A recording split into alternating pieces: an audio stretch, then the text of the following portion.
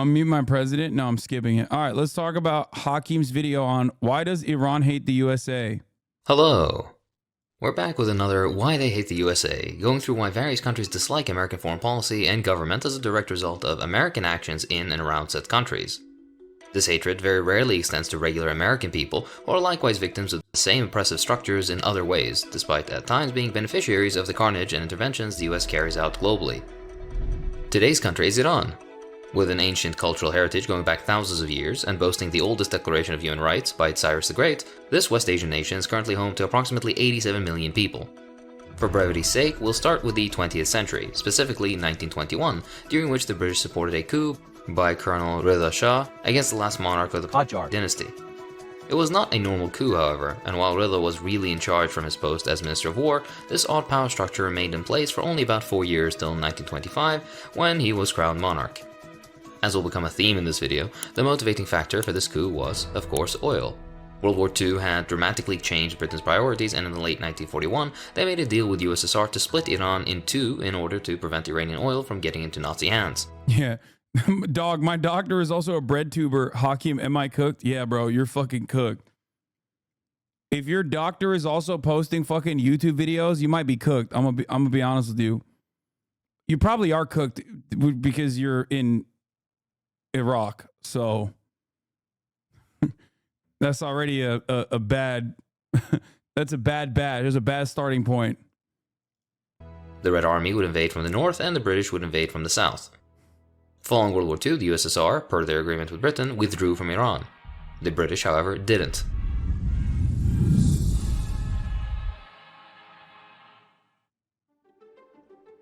After securing Iranian oil from Britain moving forward, they, quote-unquote, granted Iran independence.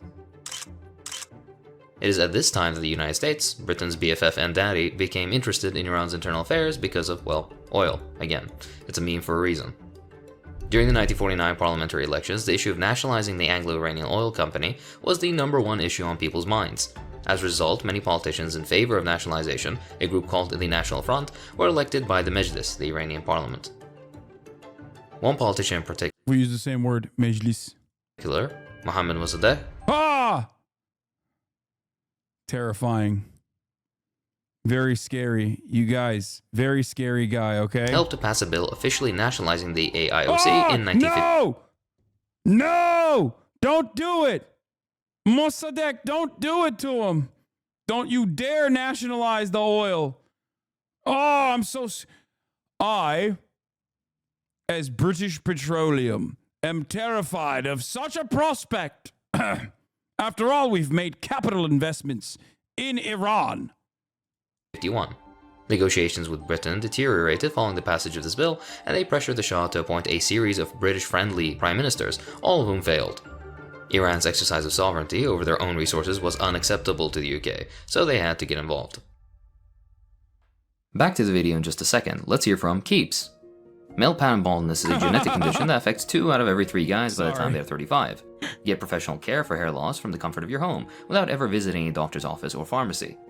I am currently a hospital doctor, but a million years ago I worked within family medicine and met the occasional patient hoping to get treatment for their hair loss.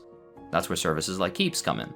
Keeps is a convenient hair loss treatment where you can complete an online consultation to get matched with a provider who will tailor a treatment plan, if medically appropriate, to address your hair loss concerns. How exactly? Well, Keeps products are formulated using certain treatments that are FDA approved, have shown clinical results, and are in regular clinical use. All treatment plans are personalized to address your unique needs and recommended by a licensed medical professional specially trained in men's hair loss. Treatment is delivered right to your door on your schedule, with flexibility of 3, 6, and 12-month delivery options. Plus, you can adjust, pause, or cancel your plan at any time. Why do I watch the ad? Ethical Reacts, baby. To prevent hair loss, stimulate hair growth, or just take better care of the hair you have, I never Keeps used has Keeps. you covered. Most Keeps men notice results within 6 months of starting treatment. For them. So what are you waiting for? Go down to the description and click my link for a special offer. Individual results may vary, of course. With over 5,000 reviews, over 1 million men treated, and a discreet delivery plan, you can start your hair loss treatment today. Go to keeps.com/Hakim or the link in the description and get started. Thanks for Keeps for the sponsorship. It allows me to pay my rent fairly, which is very appreciated. Alright, back to the video. Mossadegh, after being nominated for the role of Prime Minister, would only follow through if the Mejlis voted to approve the law he would draw up that would actually implement the nationalization they had recently approved and create the National Iranian Oil Company.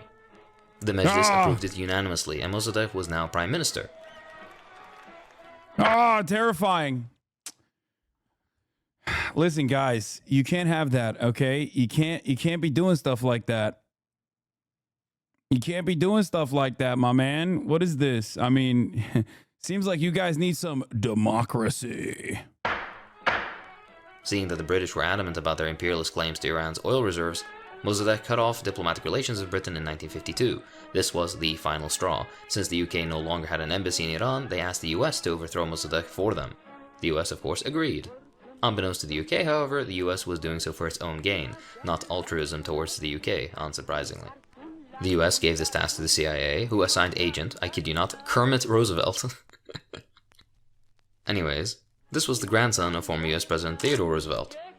Codenamed Ajax, the aim of the operation was to remove Mossadegh and replace him with a Western-friendly successor who will sign away Iranian national resources to the United States. Luckily for the CIA, decades of British colonialism had provided them with several experienced and resourceful Iranian assets, such as sympathetic politicians, military officers, clergymen, newspaper editors, and street gang leaders, in addition to their own Iranian assets. The CIA paid each of these operatives tens of thousands of dollars per month, which would be worth hundreds of thousands per month in today's money. After Roosevelt's first attempt to remove Mossadegh failed, Roosevelt consulted General Norman Schwarzkopf, who advised him to use the CIA to pay protesters to riot and appear to be pro-Mossadegh so as to give pretext for CIA assets in key places in the Iranian military to remove him. This second attempt, which began immediately after the failure, did eventually succeed, but not until a long and bloody struggle outside his home. The Shah was now in total control of the country.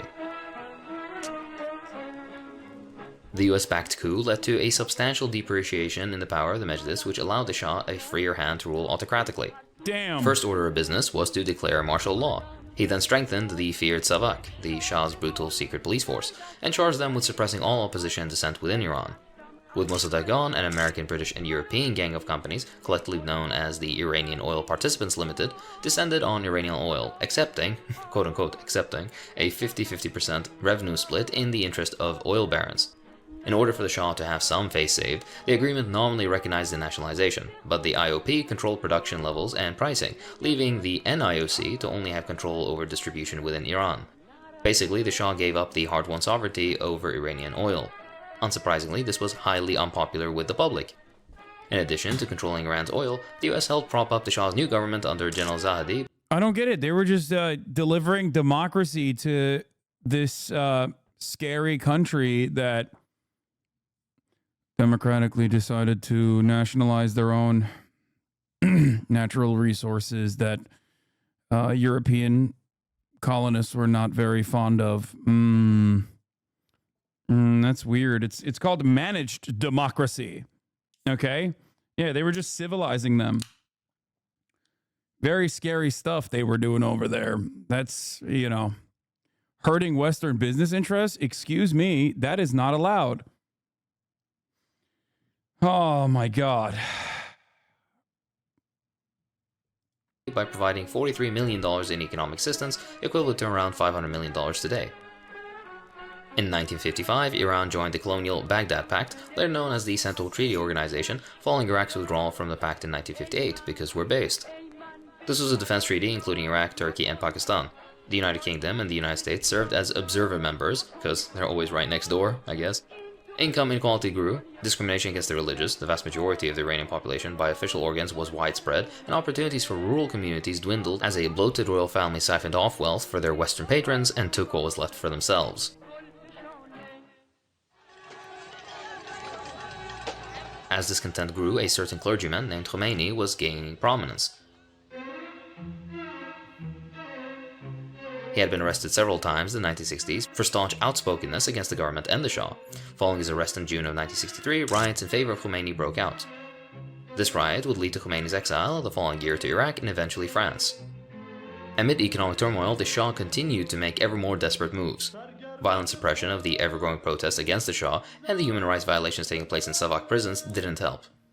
Khomeini was leading a growing opposition movement that was becoming a serious political force throughout the 1970s. Khomeini returned to Iran to a crowd of millions of supporters on February 1st, 1979. While Khomeini was one of the more popular figures during the time of the revolution, another was the communists of the Tudeh party, who were united against the Shah.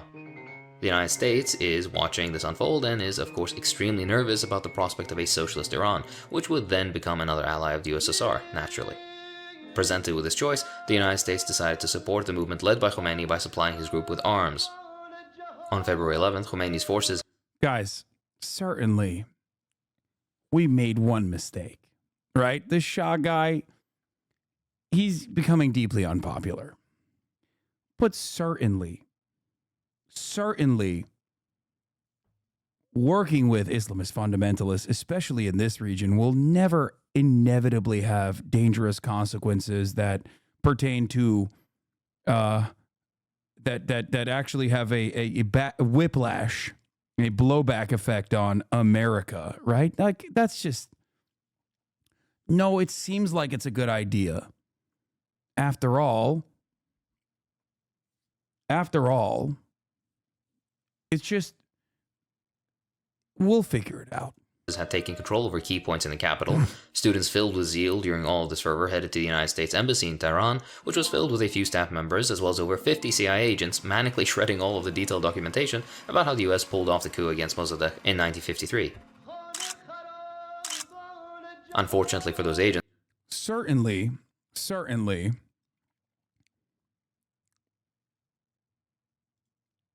Bro, this is low-key CIA propaganda. Iran owns 50% of its oil until the Shah refused to renew the consortium treaty ending in 1979. After this, and his rule in OPEC, which was in favor of Middle Eastern oil, also caused the oil crisis. The West wanted the Shah away. The U.S. was afraid that Mossadegh would join the Soviets because of the sanctions that was crippling the country. Wait, what? This is CIA propaganda. What?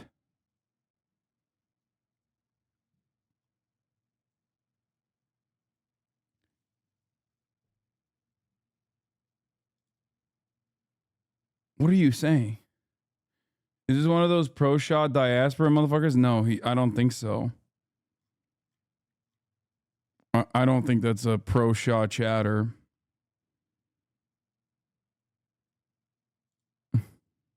the students would make their way into the embassy and hold them hostage until 1981.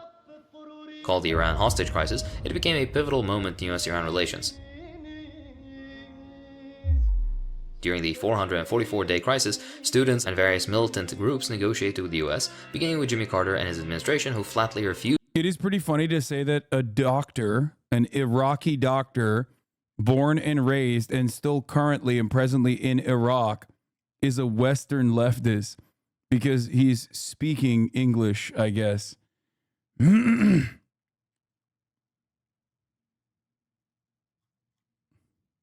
Used to give anything in return for the hostages.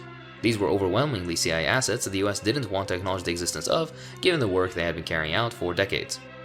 In fact, so impotent was Tehran to the CIA that it became the headquarters for all CIA operations in Asia, and was provided the minting plates for $20 bills. The latter fact is fairly astounding since minting plates are only provided to Federal Reserve branches and only in the US. The reason for the CIA having this ability to mint $20 bills is due to the obscene amount of money they need to carry out operations and bribes before the era of electronic wire transfers. Anyway, upon catching these CIA agents shredding massive amounts of evidence, middle and high school students came together to piece together the ripped up paper like a puzzle. They were successful and now had a treasure trove of documents spelling out in excruciating detail who, when, where, why, and how the 1953 coup was carried out. They immediately made these documents freely available to the world, still the US wouldn't budge. The decade and Jimmy Carter's term would end with a brand new conflict brewing, and of course, the US needed to be involved in it.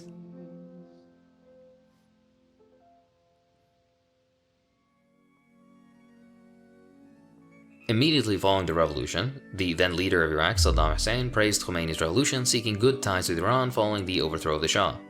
However, Khomeini wasn't fond of Saddam or his government, for discriminatory religious reasons, and instead of thanking him, called for a similar revolution in Iraq, which would grant control of Iraq over to Iran, a historic tendency of Persian expansionism no matter the ideological justification. Iran started border raids into Iraq, which Iraq publicly complained of to the UN with hundreds of incidents to no avail. Iran continued, with the organization of clandestine cells in Iran carrying out a campaign of attacks, bombings, and raids inside Iraqi territory, with the most famous example being the bomb attack targeting Iraq's Christian Deputy Prime Minister Tariq Aziz in the University of Mustansariya. Iraq responded to these events with a final protest note warning the Iranians that their military incursions and attacks would be met with retaliatory military action. Following no response, Iraq launched preemptive military action, a warning against supporting an Iranian-style Islamic quote-unquote Islamic revolution in Iraq, and it was clearly planned on being rather limited in scope to all observers. However, the limited military operation turned into a bloody, full-scale, 8-year-long war. That's a story for another day, though. While Khomeini accepted US help to get into power, his preaching turned anti-American pretty quickly, mostly because the vast mass of Iranians were themselves anti-imperialist. During the Reagan regime in the United States, relations between the two countries deteriorated to the point where the US officially sold weapons to Iraq, but unofficially, clandestine efforts to sell missiles to Iran were underway in a controversy known as the Iran-Contra affair. The US profiteering by selling weapons to both sides of a conflict is a tale as old as time, given its status as a major arms dealer on the world stage. Meanwhile, a democratically elected leftist government took power in Nicaragua. Reagan's government didn't like this, of course, so they arranged CIA assets and US military material to arm right-wing death squads, known as the Contras, in Nicaragua, while appearing to follow the recently passed law explicitly forbidding the United States from providing arms to said Contras. For those unaware, the Contras were a brutal reactionary, counter-revolutionary movement opposing the democratically elected FSLN, commonly known as the Sandinistas. The gist of the plan was as such. The US would sell Iran missiles and other arms in exchange for the release of hostages, take the money from those sales to fund the Contras in Nicaragua so that the money used in the latter could not be tied to governmental accounting, thereby technically following the aforementioned law.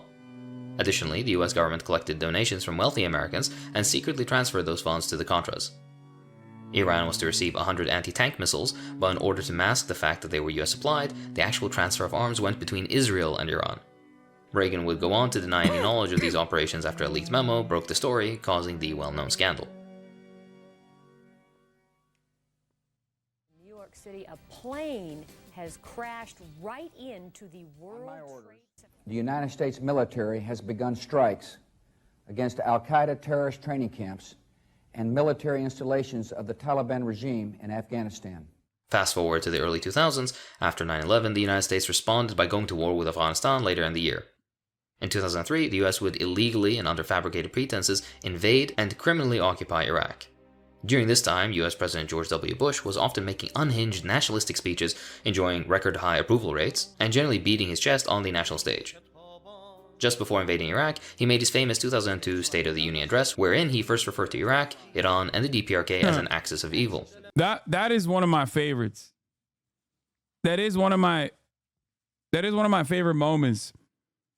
Just like the notion that both Iraq and Iran and the DPRK played a role in 9/11 somehow.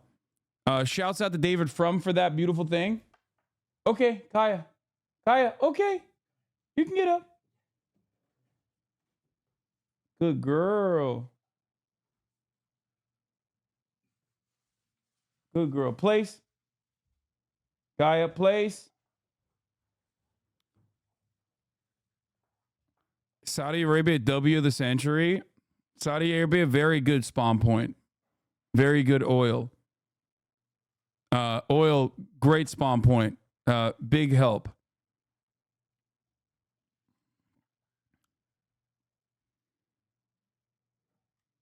Kaya, place. If it's a bad thing, then why does it have such a cool name? The claim about Iran specifically was that the country aggressively pursues these WMDs and exports terror, while an unelected few repress the Iranian people's hope for freedom, which is an excellent example of every accusation is a confession. But I digress. While the US had sanctioned Iran in 1979 under the pretense that Iran was supporting terrorism, the modern sanctions regime against Iran began in 2006 with UN Security Council Resolution 1737. In 2015, the UN Security Council facilitated an agreement between Iran, China, France, Germany, Russia, the UK, and the US. The aim of this agreement, according to US President Obama, was a comprehensive long-term deal with Iran that will prevent it from obtaining a nuclear weapon. The actual agreement was weak, but was touted as a major win for the administration. Only 3 years later, Trump would pull the United States out of the deal. Since 2016, US-Iran relations have backslid dramatically.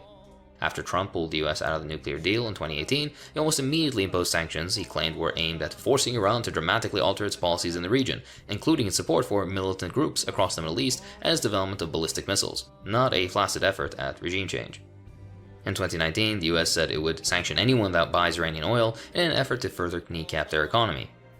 Not yet content with making the lives of Iranians absolutely miserable, the US attempted to force other nations to comply with arms sanctions in 2020. However, these sanctions were new and many countries had to explain in no uncertain terms that the US doesn't have the legal authority to force them to abide by this particular set of sanctions. The new sanctions were against 27 individuals and entities, including officials at the Iranian Ministry of Defense, nuclear scientists, the Atomic Energy Organization of Iran, and anyone found trading in conventional weapons with Iran. Later in 2020, one more round of sanctions was leveled at Iran, this time at the financial sector, targeting 18 Iranian banks in an effort to further shut down Iran out of the global banking system. The sanctions regime against Iran is unconscionable and amounts to collective punishment of the Iranian people, despite the claim from the US to the contrary, and unfortunately there is no end of them in sight. Interesting that another country in the region, actually responsible for terror, has no such sanctions or limitations placed onto it, at least not yet. Since the outbreak of the war in Ukraine, more and more Iranian-developed and manufactured Shahed drones are being used by Russia to carry out strikes. Of course, US media hypes up the use of these drones despite them being far from the decisive or even major factor in Russian operations. The connections to the US here are actually really funny. Some Iranian drones appear to... As an Iranian, I deeply respect Trump for putting an end to Qasem Soleimani. Hey, I'm from Iran. What did I miss? Logging in from fucking Langley, Virginia. As an Iranian, I deeply respect Trump for putting an end to Qasem Soleimani. Please, sir, my people yearn for freedom. Can you please glass Tehran? We need it. The Iranian mind can only be, the Iranian resistance can only be squashed through force. Contain parts from more than a dozen US companies, which is damning evidence that the aforementioned sanctions regime isn't stronger than the capitalist desire for profits. The US, as always, plans to do their best to harm the people of Iran, as they do with any nation that doesn't follow US foreign policy desires and doesn't agree to have American companies endlessly exploit their natural resources. I'm too lazy to formulate this next part into a more coherent thing, so here's basically just a slideshow of all the times basically mainstream American media called for attacking, nuking, or bombing, or basically militarily destroying Iran. Enjoy.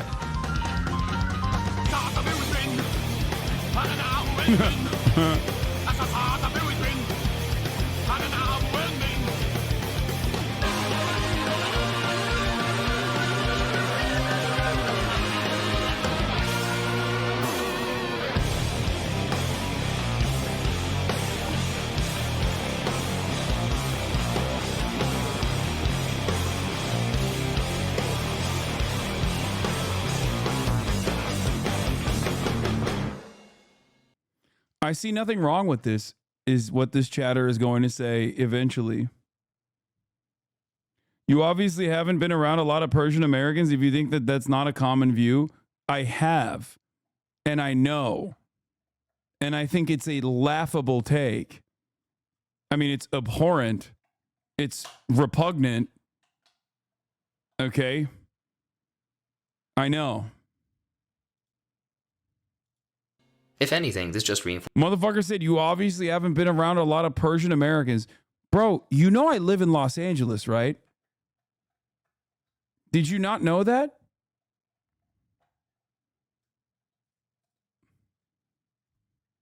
Where do you think the Persian Americans are?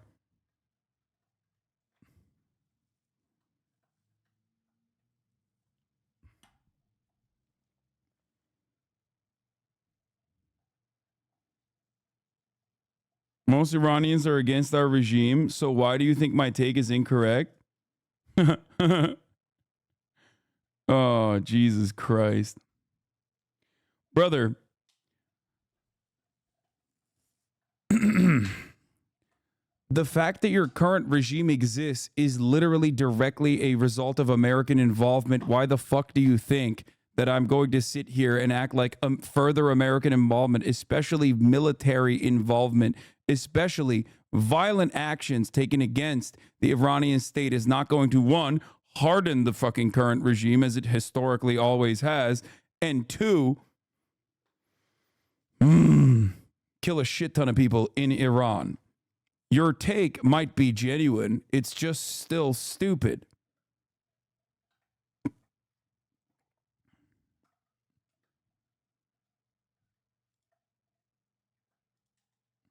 Stop speaking for Persian Americans chatter. Shut the fuck up. America and Israel needs to stop meddling in Iran and other countries around the world. Wait, no. That chatter is not wrong. A lot of Persian Americans do have that take. Many of them openly ride the Shah and believe that one day, like, the Iranian monarchy will be restored. So they're not wrong. They're very reactionary.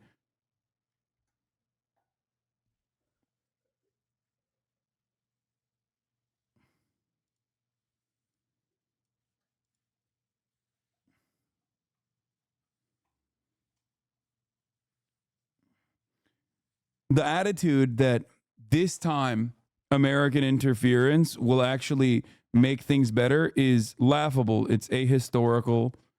And also, the exact opposite thing will happen. Forces another quote from the great helmsman. U.S. imperialism is the most ferocious enemy of the people of the entire world. The core of that enemy... Unless America puts Patrick Bet-David in charge of Iran, in which case I am offering full, unconditional support to the American State Department. If they put Patrick Bet-David in charge of Iran, okay, and make him basically the Shah, like, restore the Iranian monarchy as Patrick Bet-David being the Shah.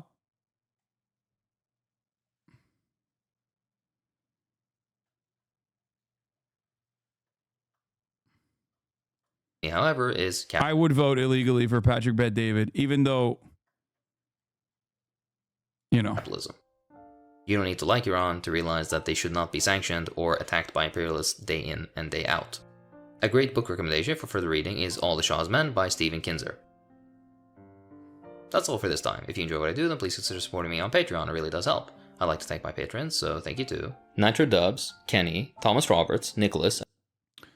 Dude, imagine Iranian economy under a strong business leader like Patrick Bet-David.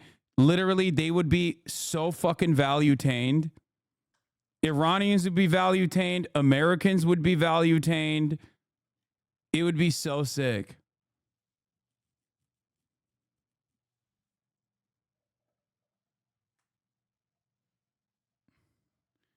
I'm just saying, this is a win-win for everybody. It's a win-win for democracy. It's a win-win for Iran. God, it would be so sick. He puts his face on all the currency. Oh my God. That's like immediately, Patrick Bet-David puts his face on all of the Iranian currency. All of a sudden, everyone wants it because he's so goddamn handsome. He would stop all, Iranians would be happy because he would stop all the people from turning gay, right? So there's that. The People's Republic of Bet-David. He would just be like, he would just have someone who has been caught doing homosexual activities. He'd be like, why are you gay? And then boom. The guy is no longer gay. He's like, I would like to have sex with women, please.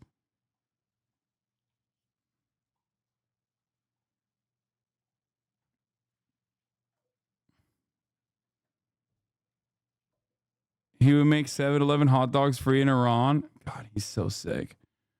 I love Patrick Bet-David so much. He is the GOAT, dude.